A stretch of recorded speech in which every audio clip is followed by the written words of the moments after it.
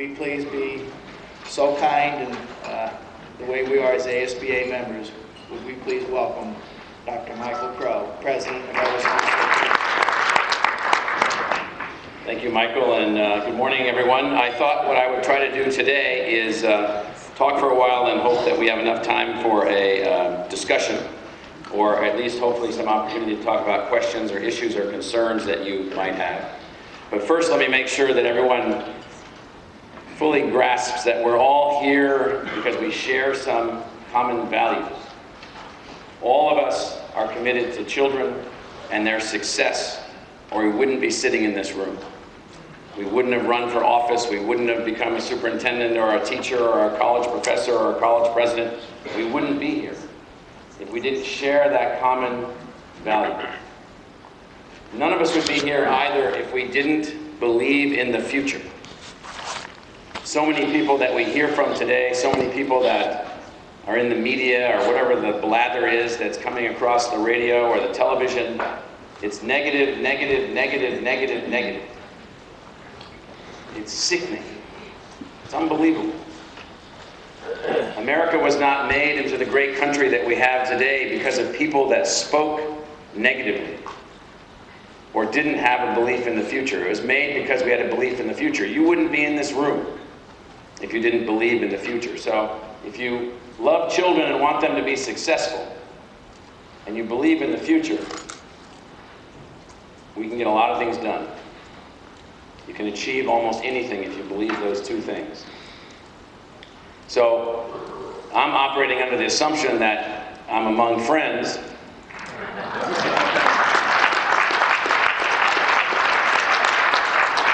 And as a result, I will speak frankly. All of us want our institutions to be successful. And we want our families that are connected to these institutions to be successful. And here's the situation that we have. All of us, you all as board members or superintendents, myself, others of us in the educational enterprise, we have inherited a system, a way in which things are done, a methodological approach to learning, a way in which things are structured, a logic around which things have been designed, which in my view has run its course. It's run its course. It did fantastic things. Fantastic things. In 1940, only about half the population, slightly less than, half the population of the United States graduated from high school. 1900, 0.5% of the population went on to college. In 1900.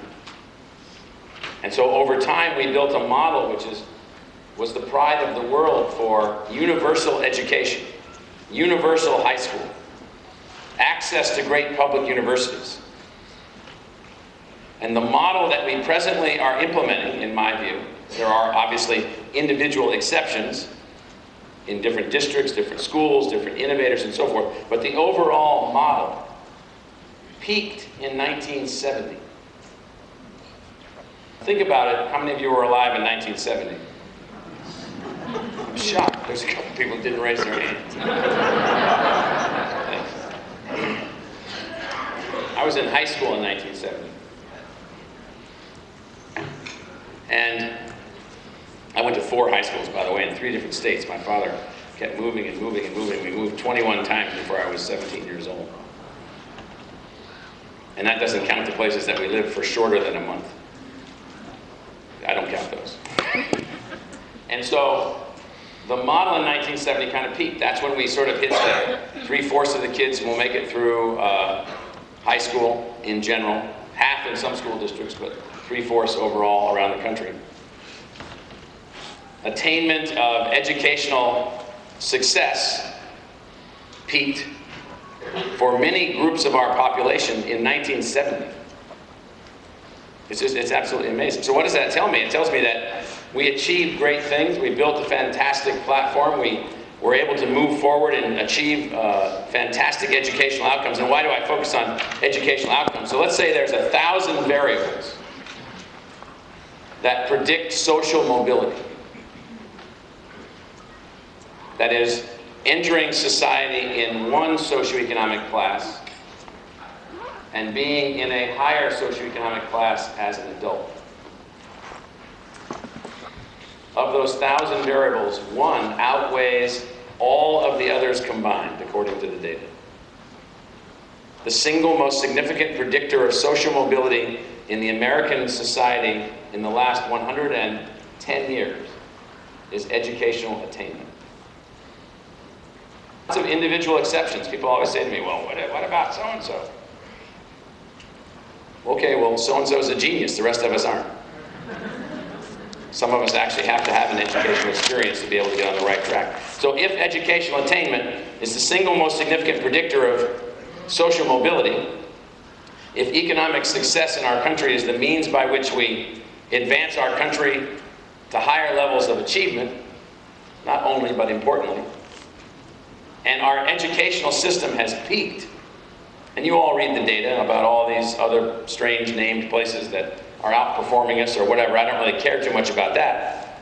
What I do care about is the fact that we're not continuing to make progress.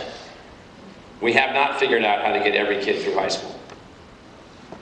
So you know that the kid that doesn't graduate from high school is the single most expensive object in our society. We will spend more tax dollars on that person than 10 other people over their lifetime, providing for their social services, social benefits, incarceration, health benefits, health events, emergency room visits, whatever it is, 10 times. And so what we're talking about here is we have a system. I just want to make sure that everybody grasps the impact of our non-success. It's holding us back, it's holding us down. And we haven't yet realized that we need new approaches. We need a new system. This is true at the university also. So let me talk a little bit about ASU and how we have approached this model. The typical way for a university to advance is the following. In fact, many of my fellow university presidents at Minnesota, Ohio State, University of Texas, UCLA, University of Washington, places like that are similar size of ASU, they say, when are you going to give up on admitting all these kids? The way to your success is to raise your admission standards. And your life will be much easier at ASU. My life will be much easier and our society will be far worse off. So we've chosen a different approach at ASU. In the spirit of the design of the university, going back to the founding members of the folks that put together the Arizona Constitution. So our approach has been to reset our objective. Our objective as an institution now is to be known not for who we exclude, but who we include and how they succeed, and to measure it. To do research that has a measurable benefit for the people, and to take responsibility for the outcome of our state. A couple of us were talking just before the meeting, we were talking about our old education college. Anybody graduate from the historic education college at ASU? A few people? Well, we blew it up. Why did we blow it up? We blew it up because it was not taking responsibility for its product, the teacher. We re-engineered, this is what I mean by taking responsibility, we re-engineered a new entity called Teachers College. We raised $150 million, largely of philanthropy, to advance this new model. We changed the model of how we identify who might be a teacher. We built teacher tracking mechanisms so that we could have a way to know how our teachers perform when they go out to your school districts and other school districts. And it's not an easy process to overcome a 100-year-old design that's underperforming and contributing to the underperformance of K through 12 education.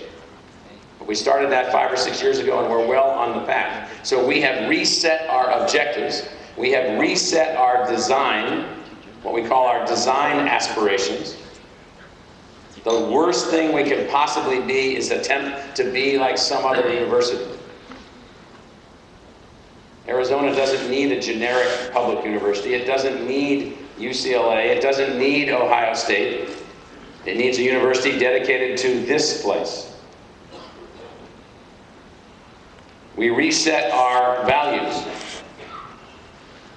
Like most universities, ASU was a faculty-centric institution in 2002. It existed for the faculty. I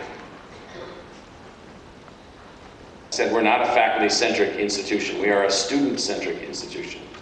That might seem subtle to those of you elected to office as school board members, but it actually is a reality in the minds of at least our faculty. They thought that they were there to advance their careers. They're there to advance the careers and the success of our students. If they want to advance their careers, work somewhere else. We reset our objective. We reset our design. We have a series of design aspirations, 8 of them. These are the things we want to be. If all you do is operate something from its existing operating modality, you will never improve your performance, except in some fractional margin of little consequence. You must have a set of design aspirations. So we have one about what we call intellectual fusion. We don't accept anything from anywhere else, that there's disciplines like sociology or political science or geology or anything like that. What we accept is that we're trying to be an institution where intellectual fusion, the bringing together of disciplines to excite students, to enhance the ability to learn, to change how we learn, is the way that we approach things. We have decided to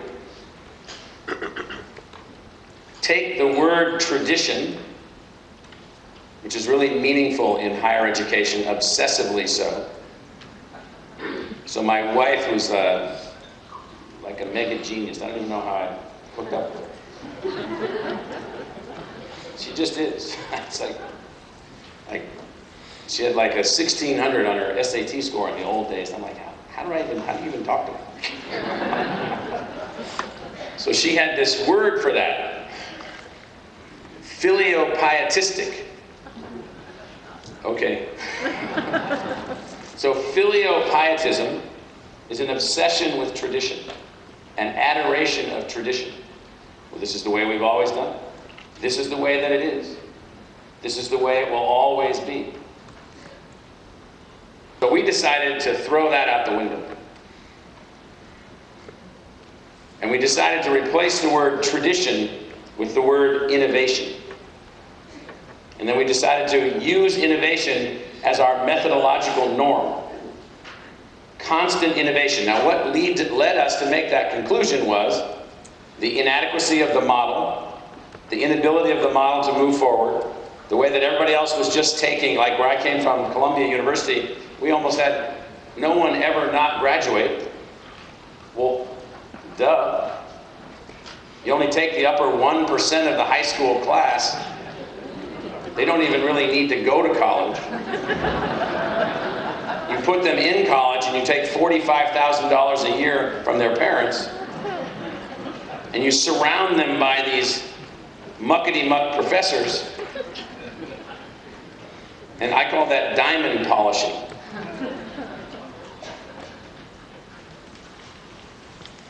Somewhere in higher education you have to find the diamonds, shape the diamonds, cut the diamonds, and then polish the diamonds.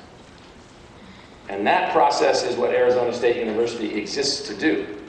But to do that, against the notion that only diamond polishing places like Columbia are the great universities, you have to rethink everything. You have to innovate on every level. Now I'm going to speed this up a little bit because I want you to know that you have to innovate relative to the concept of time. So we've done away with the notion of a regular semester.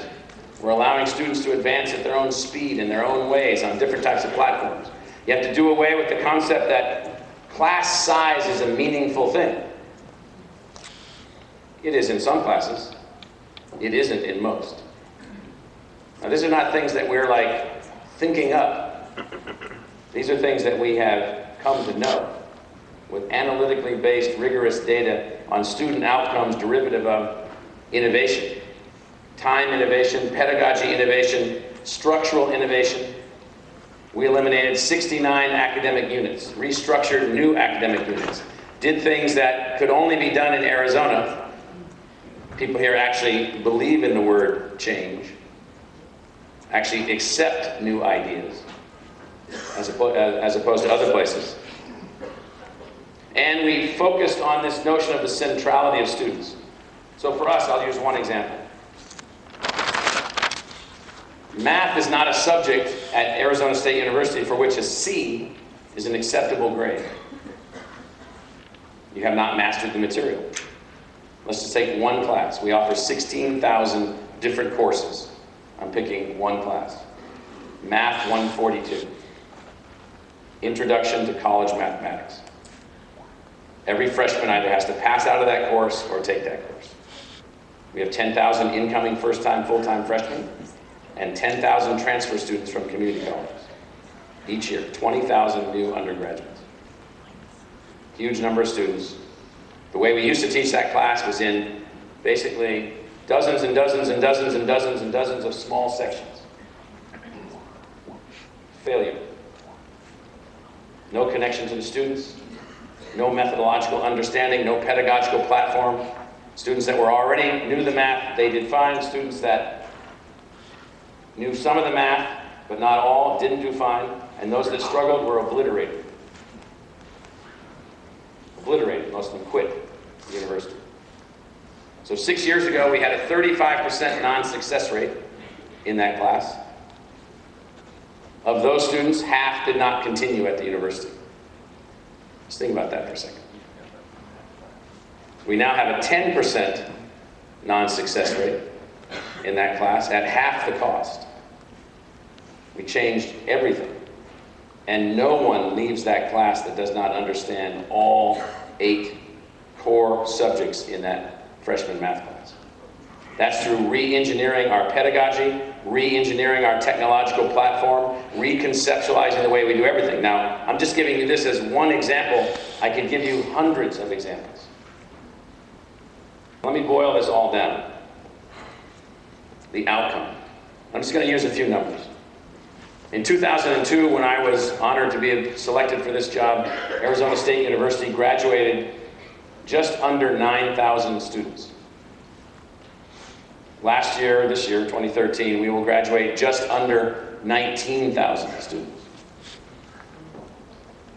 A 10,000 student increase in graduation. In that same year, we did just under $100 million a year of research funded by outside parties. This year, we did just over $400 million a year of research. A 4-fold increase in our competitive research activity by our faculty and a 2-fold increase in our number of graduates, with tremendous enhancements in quality in the graduates. There's 150 indicators of the quality of graduates. I'll just pick one. How many of you have heard of Fulbright scholarships? You win them in a competition nationally upon graduation as a senior. Anybody heard of those? Yeah. So 1,000 schools competed for those. 1,000 colleges and universities around the country. And Harvard won the most awards. Michigan, University of Michigan was second. And Tempe Normal School, Arizona State University, was third.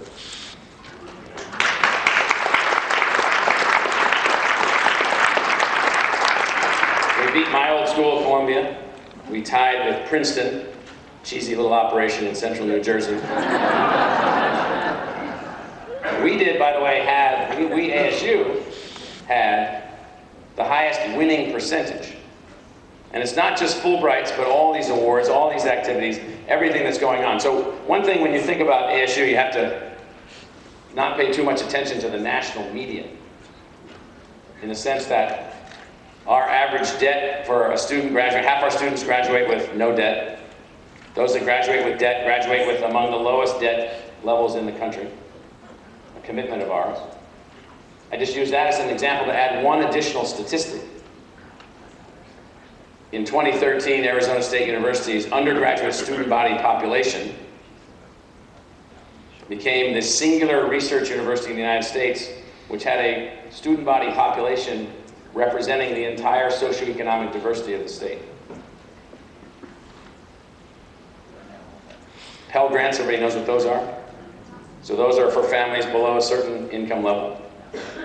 In 1991, 3% of the students at ASU were eligible for Pell Grants. At the time, 40% of the state's population was eligible for Pell Grants. 3% of the student body at ASU was eligible. Tuition was almost zero. It made no difference. Nobody from those families went.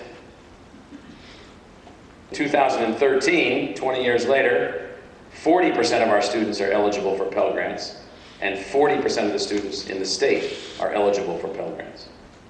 So how do you double the number of graduates, quadruple your level of research, make your institution a truly public university by admitting students with talent from all cross-sections of the state, live through the recession, have your state support reduced by 51% per student, which is what we went through. In April of 2009, in the final quarter of that fiscal year, not only did we receive a cut, we had to return $100 million to the state treasury. Of course, we'd already spent it. So we have had to re-engineer every aspect of our institution.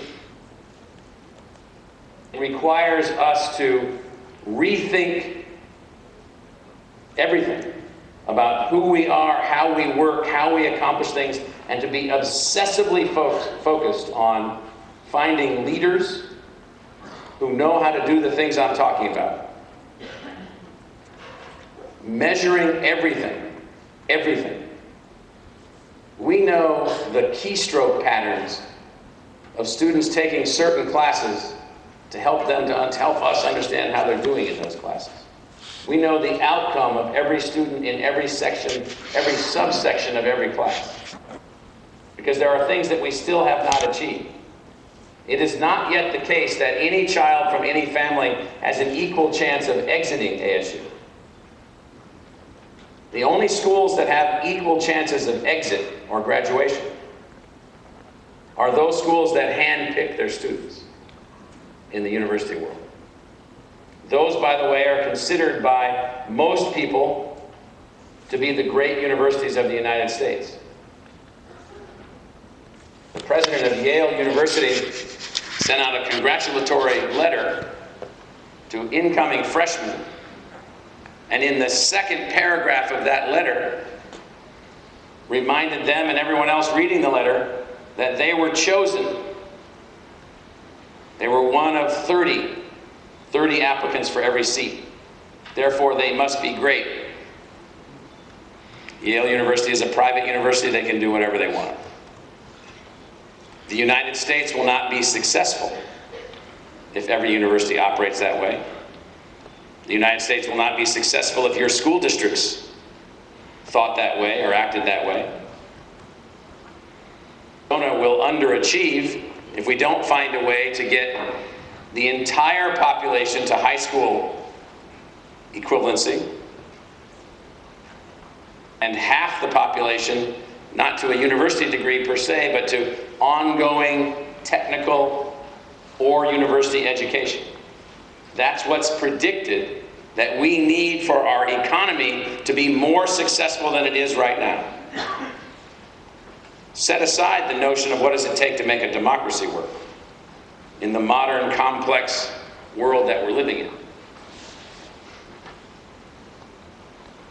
So the word for the day, before I turn to what I hope can be 15 or 20 minutes of discussion, is that for Arizona State University to work, we've had to do two things, and I'm offering this as an idea.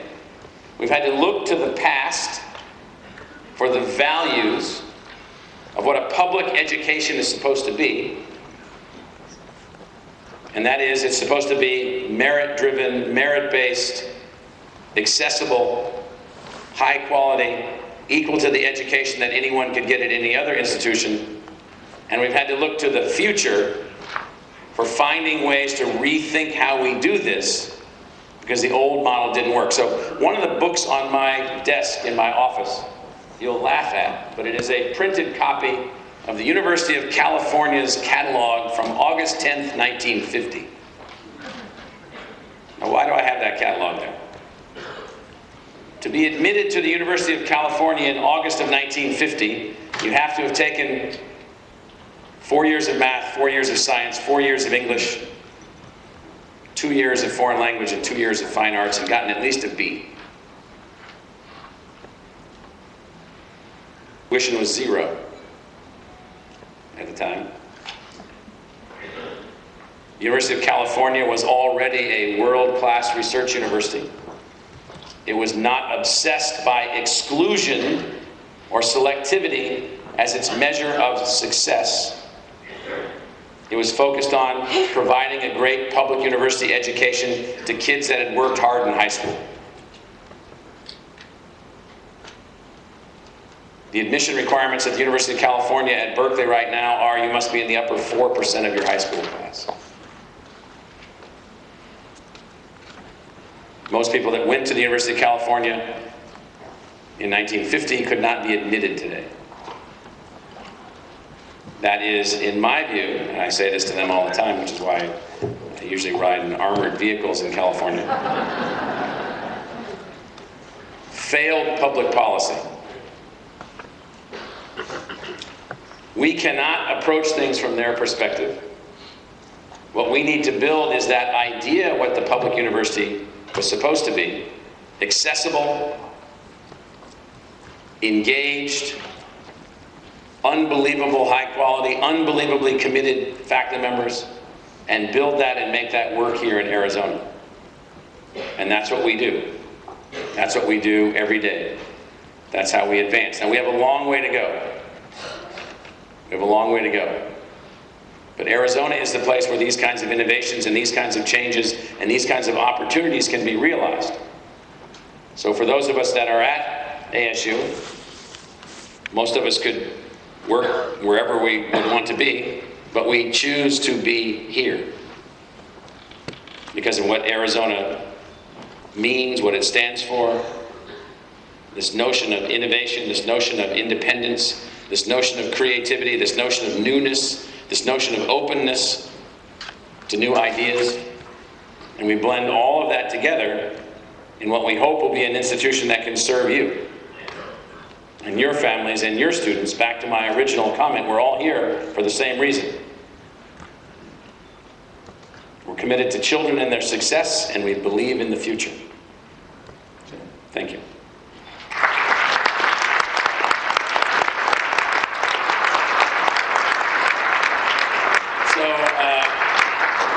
Comments or questions on anything that we're doing or what we're up to or any of the ideas that I talked about? And if you could just say who you are and what school district you're from. The question that I have, frankly, is as you know, there are very few males going into higher education. It's almost a 5-to-1 ratio female. I don't have anything against females, but as you know... You mean as teachers? As teachers, yes. As you know, we do need males in the profession also. What is ASU doing to attract more males and motivate males to go into higher ed in the teaching field? So our principal strategy at the moment relative to getting more and broader diversity of gender, diversity of ethnicity, diversity of subjects studied in college. So we've asked our Dean of the Teachers College to work at 2 levels. One, to attack that problem, and we agree with that problem, within her college, the Teachers College. But she also has a metric that she is held accountable for, and that is that 10% of all of our other graduates from whatever college, architecture, engineering, history, English, whatever it happens to be, will have teaching certificates. with no additional penalty to their educational experience. So it has to be woven into their educational experience. We believe that through that maneuver, which is underway, we will broaden the gender diversity of the profile, because we think that of the graduates that are coming out with teaching certificates. So that's what we're doing. That's what we're working towards. So we agree that that's an issue, and we are working on it in that particular way. We're seeing some substantial progress toward that, and what we're trying to do is to make it easier to acquire, not easier as in the assignment is easier, but procedurally easier to acquire the teaching certificate, so that in subjects which, like engineering, where it's more male-dominated at the moment, almost no one gets a teaching certificate coming out of that college.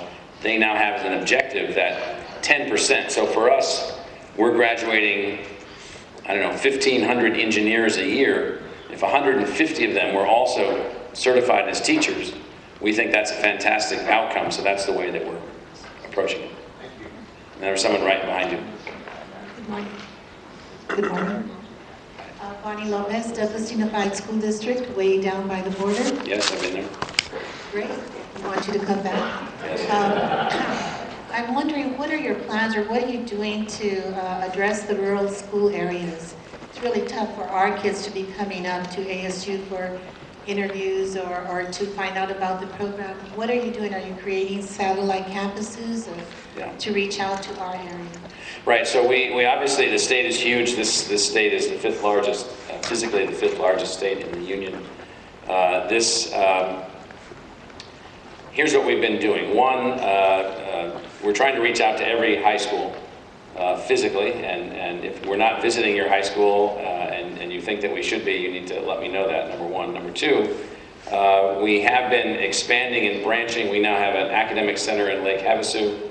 We have an academic partnership at Eastern Arizona College in the Thatcher and Safford area, where we're offering baccalaureate degrees with them. We've greatly expanded our online presence. We've greatly expanded our way that we reach prospective students through a greatly enhanced online presence, including mechanisms for students to become engaged. We have many more summer programs and summer camp programs, all kinds of things. And so what we should do relative to your school district is that if there are particular ideas that you think that we should be thinking about, then you let me know, and I'll get our team on it, and we'll think about how we can become more engaged with your particular school district. We can look at how we're doing now, and then we can set some goals together about how we can get to achieve those goals. It often is the case that a lot of families, and in some cases even school board members and others, they'll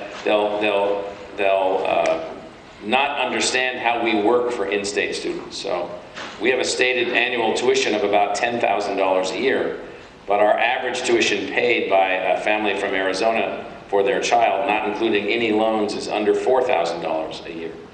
And for almost more than a quarter of the students, there's no tuition at all because of either merit-based financial aid or need-based financial aid. And so we're deeply committed to access. And so one of the things that we might do is, with your school district, focus on how do we build a better pipeline and better connections and better linkages, and what do we already have in the area, and so forth. So just you give me your ideas and what you think that we need to do, and we'll get somebody working on that. Two back there. Morning, sir. My name is Stephen Auslander with the Tanque Verde School District down in Wildcat Country. Yes. We saw those Wildcats a few weeks ago. Yeah.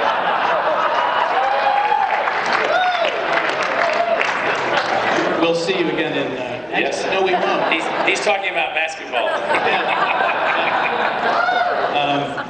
You mentioned earlier what you're learning with taking a look at student keystrokes in the context of your Math 142 class. I wonder if you could expand on what you're doing and what you've learned.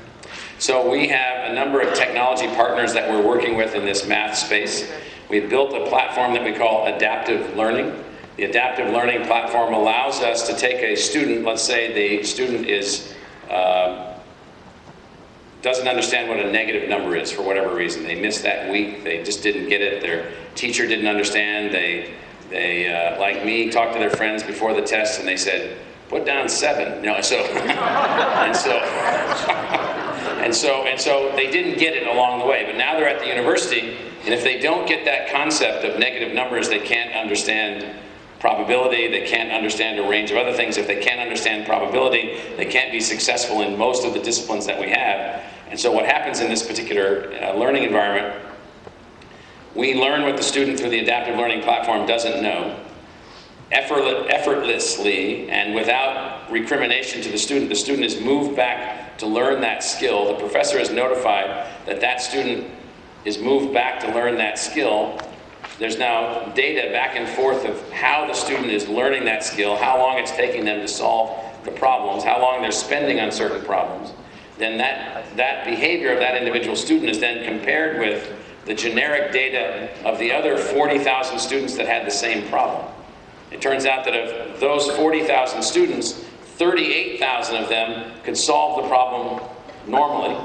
2,000 of them had another issue. 1,000 of them needed focused attention from the faculty member, and the keystroke understanding, that is how the student is learning, helps us to discern where to put our energy. And so it's a fantastic program that we've been able to develop with a company called Newton. Is the name, Knewton. They have a fantastic platform. We then match that up with some other platforms. Now we're trying to figure out how do we take that from our experience and get that down into K through 12? How do we work in other kinds of ways? And so for us, there were a series of what are called killer courses. Courses where between 35 and 50% of the students didn't pass the course with at least a C. 35 and 50%. We're now applying this adaptive learning technology to all of those courses. Economics, chemistry, psychology 101, a range of other courses. And what we're seeing in doing that is marked improvement in graduation rates and retention rates. So our 4-year graduation rate has been improved by 13 points in the last 5 years. And that for us, that's like an unbelievable achievement. So our 4-year graduation rate is about the same level as the University of Texas at Austin. And the University of Texas at Austin only admits the upper 10% of the high school class. We basically admit the upper quarter of the high school class, just to give you some sense of how that is. It turns out that that difference between the upper 10% and the upper quarter, 85% of our non-success is in that group. And so that's what we're figuring out. So the one thing I can say about our faculty members is that they feel profoundly humbled by how much they didn't know and how stupid they actually were. All of us feel just stupid beyond belief. We actually thought we knew how to be teachers. It turns out we didn't know how the individual student was learning. We were trying to force fit every student through the same model, and that doesn't work anymore. And so that's what we have learned by those activities. Dr. Crow, D.B. White, Falls Elementary School District. I too am an ASU graduate, so I want to thank you. I graduated in 2004, so thank you for your leadership.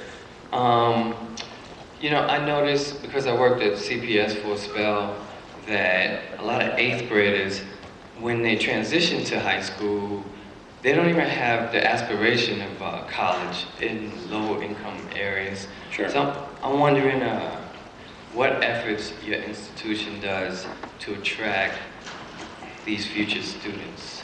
So we're working with many school districts. I'd say one of the things we're working on right now is that we built a program within ASU. We've spent millions of dollars on this called eAdvisor.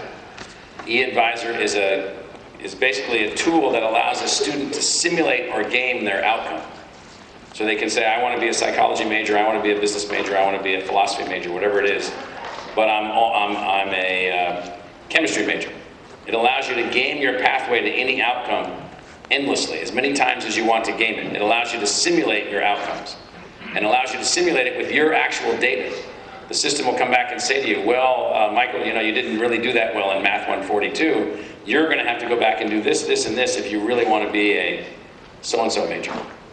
We're trying to take that same system now, and we got some private philanthropy from a guy in Scottsdale to now take it down to middle school. And in middle school, right, that's what we're trying to do. In middle school, it's going to be a different thing. It's going to be a simulator about what you want to be. What are you excited about? And then it will help you to identify your pathway what do you need to do in middle school? What courses do you need to take in high school? If you're dreaming about being a nurse, and that's what you really are thinking about, or if your definition isn't even that clear yet, you're thinking that you want to work with people, or if you're like me, no one in my family ever went to college before me. I have siblings that didn't graduate from high school, and the last thing that I wanted to do was do what my brother that didn't graduate from high school ended up doing. I mean, I could already see that, and so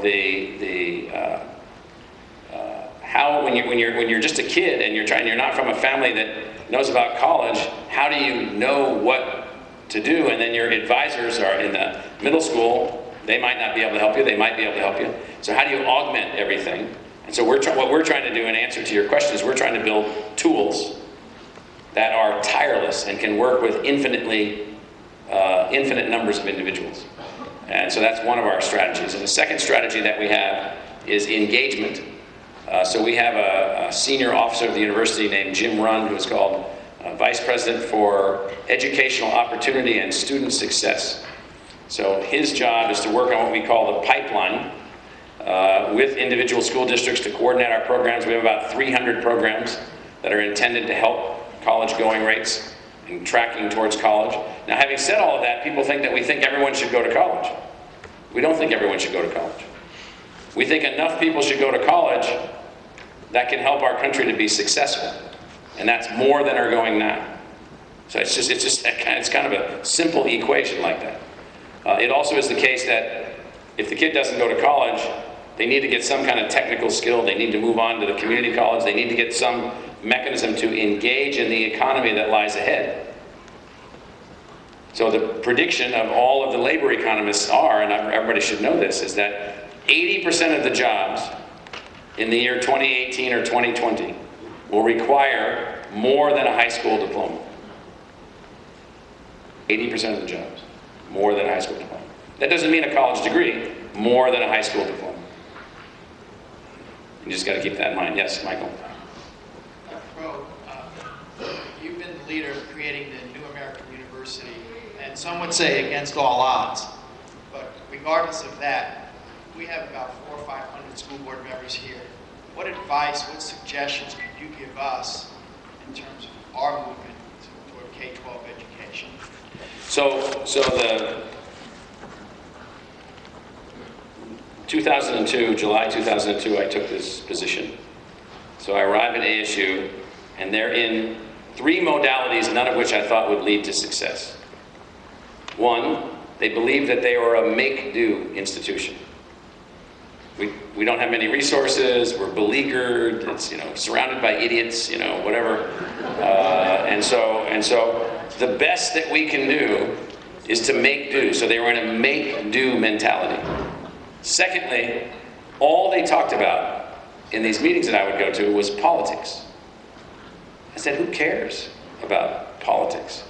That has nothing to do with the running of the institution. It has something to do with how much someone might invest in the institution, but nothing to do with the running of the institution. Nothing. Therefore, we're not going to talk about it anymore. We've got these guys called our lobbyists, and they're going to take care of all that, and the rest of you don't know anything about it anyway.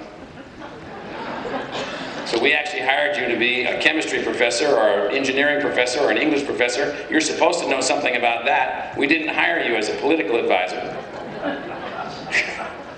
So that's what you're going to focus your energy on. And the third thing was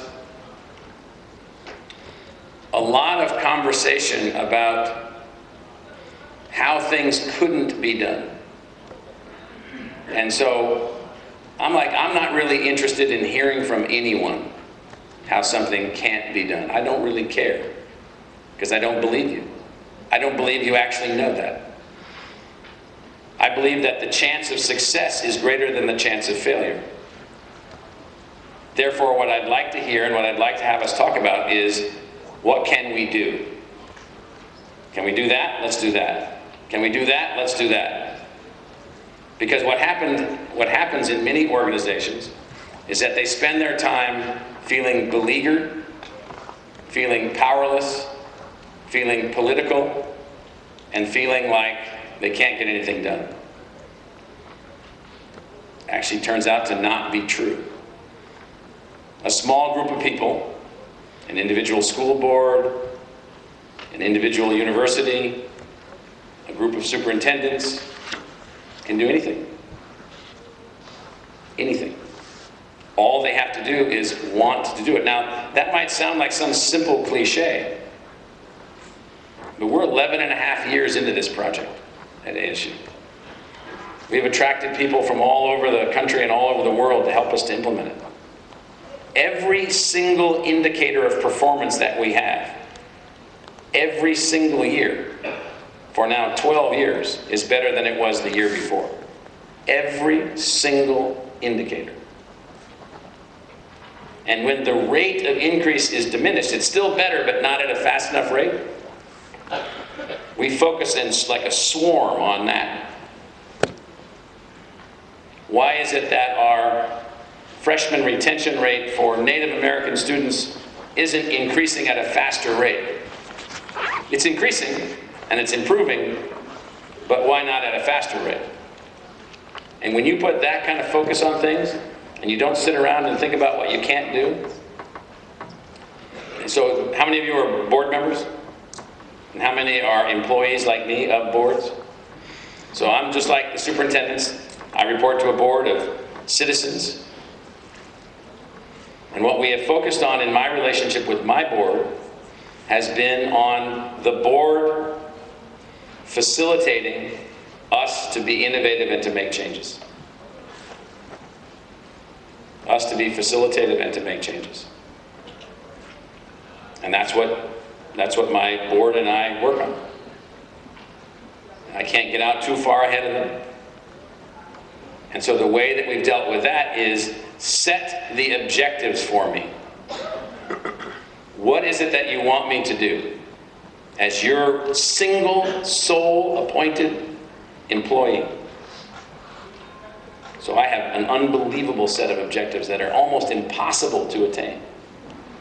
By June 30th, 2020, they'd like us to produce 25,000 graduates a year, world-class college graduates, and do the same level of research as the most elite research universities in the world, $700 million a year of research, and lower our cost. You can do it. Yes. Lowering our cost doesn't always mean lowering our tuition. Those are two different things. Providing access is our objective. Now, what I say to the board is, hold me accountable for that. Give me what I need to be able to achieve those objectives, and if I don't achieve those objectives, fire me immediately. Get the next horse in here. But make all of the discussion about those objectives. Now, the board went through an elaborate process to determine those objectives. And those objectives are related to bigger objectives, statewide objectives. And I'm not fired yet.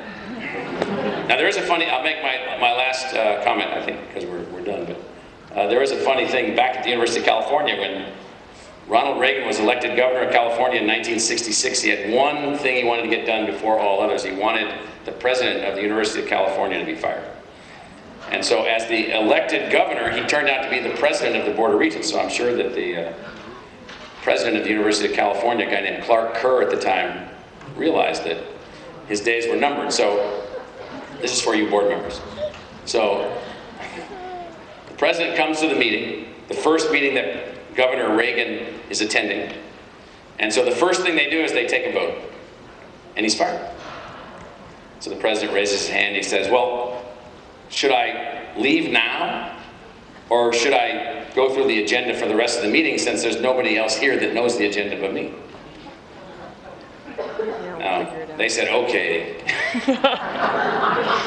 You can stay on until the end of the meeting. And this is a really famous guy, this Clark Kerr. I mean, he's really a famous guy. And then at the end of the meeting, he looks at the board and he looks at the people that were watching in the public and he says, I leave you the same way I came in, fired with enthusiasm. Thank you.